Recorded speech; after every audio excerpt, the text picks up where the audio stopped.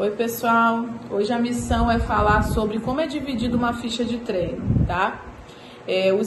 Tem os exercícios técnicos, que são o arranco e o arremesso, e os exercícios de força, né? Que são os exercícios complementares, como agachamento, puxada e levantamento terra, né? Então, uma ficha de levantamento, uma ficha de treino, quando você monta, tem que ter os exercícios técnicos, arranco e arremesso, e os exercícios de estímulos de força, que são esses exercícios acessórios. Lembrando que os exercícios de arranco ou arremesso em força, em pé ou técnico, independente do que você vai trabalhar nesse dia, eles entram dentro do exercício técnico, independente de você trabalhar em força, em pé ou o movimento competitivo. E os outros, como puxada, agachamento, independente também do percentual que você vai usar, em qual fase da periodização você está, ele também entra como auxiliar de força, tá? Então, vamos lá. Eu vou pegar aqui nosso quadrinho de novo, né? Didático. Bom, pessoal. Eu acho que faz um espelhamento das palavras, mas dá para entender. Vamos lá. Então, como a Lívia falou, a ficha basicamente tem essa divisão, né? Essa parte aqui é a parte técnica, arranco arremesso, né? Que é o snatch e o snatch clean jerk. E tem a parte de força, né? A parte de força, que normalmente são as puxadas, puxada alta de arranco, puxada de arranco, que é o high pull snatch, pull clean, que é a puxada de arremesso, né? Tem os agachamentos, que é o agachamento frente, agachamento costa, e tem o levantamento terra, que pode ser o levantamento terra com a pega de arremesso, com a posição de saída do arremesso, né, do clean, como também pode ser o levantamento terra romeno, que normalmente é usado na parte inicial da preparação física. Então, essa aqui é a parte que a gente destina a trabalhar a força do atleta, né? Embora muitos desses elementos, como agachamento e levantamento terra, fazem parte do powerlift, eu acho que a maior diferença em treinar para o levantamento é que a gente usa esses exercícios como exercícios auxiliares. A gente, na verdade, trabalha o elemento de força, mas tendo uma preocupação clara que tem que ser voltado para a técnica, né? Nossos amigos que são do powerlift, eles trabalham essa parte aqui como uma parte principal, né? E a gente trabalha eles como uma parte secundária, não que seja menos importante, até mesmo porque nenhum atleta de levantamento olímpico pode se dar o luxo de ter uma perna fraca, né? Mas um exemplo que é uma diferença clara é que é muito difícil a gente chegar, por exemplo, a uma repetição no levantamento terra.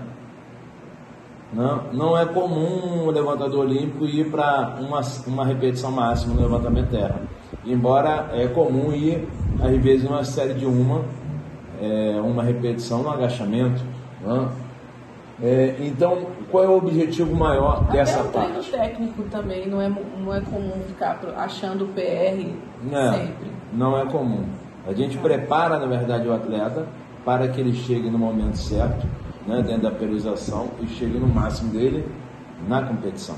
Até porque o movimento, quando você vai a uma repetição, é um percentual muito lesivo, né?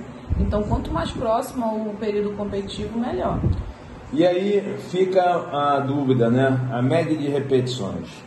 A média de repetições sempre vai estar em torno de 6 para baixo.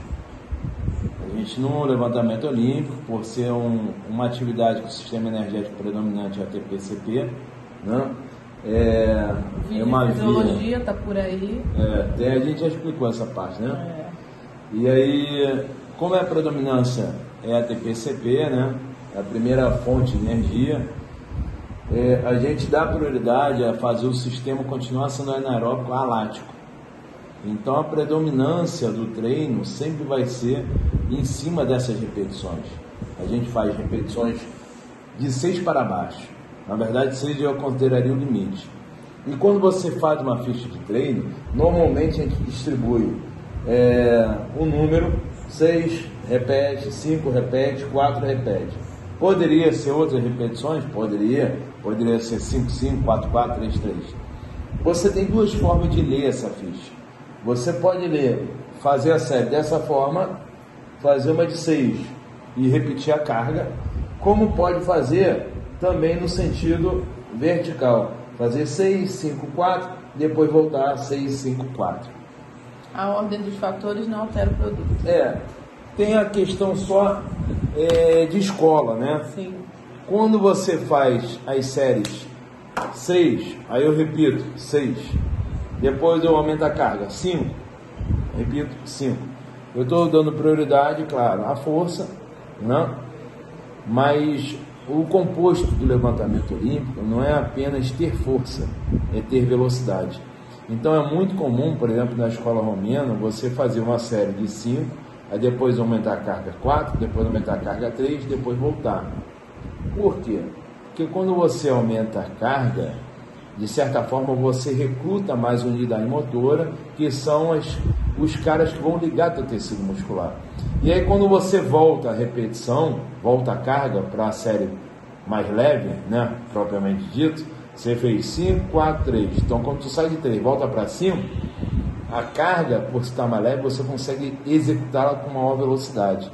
Então esse princípio é tentar sempre fazer com que o cara aumente a força, mas ganhando velocidade.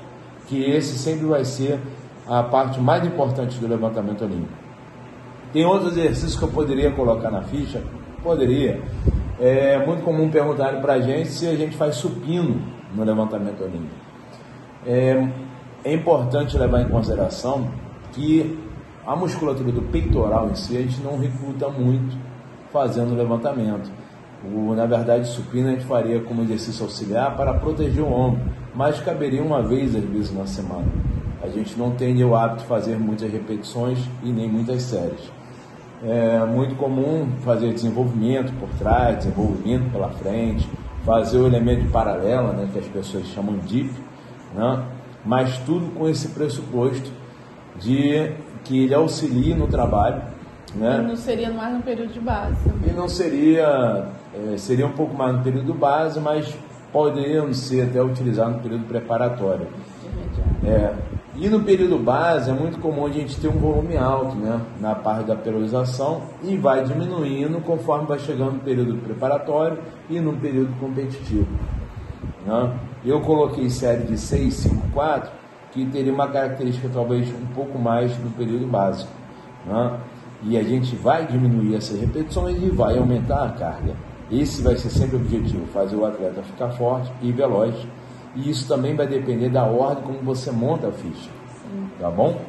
Então, a gente lembrando que isso é assunto para discussão de não só na parte técnica e de força e aplicação desses exercícios e carga e número de repetição, como também para muitas escolas, né? Com certeza. Ucraniana, colombiana, então isso entra não só a parte das escolas, mas também a aplicação com o seu atleta. Tem escolas que também fazem ao contrário, faz os elementos de força antes do período técnico, antes da parte técnica, né? Faz o agachamento, levantamento de terra e depois vai para o arranque e arremesso. Serviria como um pré-estímulo. A gente já testou esse tipo de treino. É um treino bom, né? Às vezes dá um estímulo diferente, mas a longo prazo é importante, claro, ter uma ideia real de quem domina um pouco mais esse tipo de característica de treino, que talvez seja uma característica maior da escola colombiana. Né?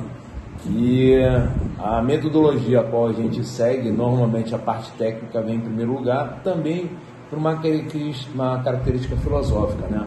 O arranque e o arremesso são os elementos mais difíceis a serem executados. Por isso que a gente já coloca em primeiro momento, que tu vai precisar de uma certa atenção e vai precisar de uma coordenação um pouco mais refinada. E os elementos de agachamento, levantamento de terra e puxado são elementos de certa forma mais simples. Por isso que na nossa característica de ficha fica em segundo plano ou secundário. Certo? Então, galera, isso seria um assunto para uma aula, né, inteira, um dia inteiro aí discutindo, mas sempre bom estar aqui contribuindo com o conhecimento de vocês e a gente se vê num próximo tema. Valeu!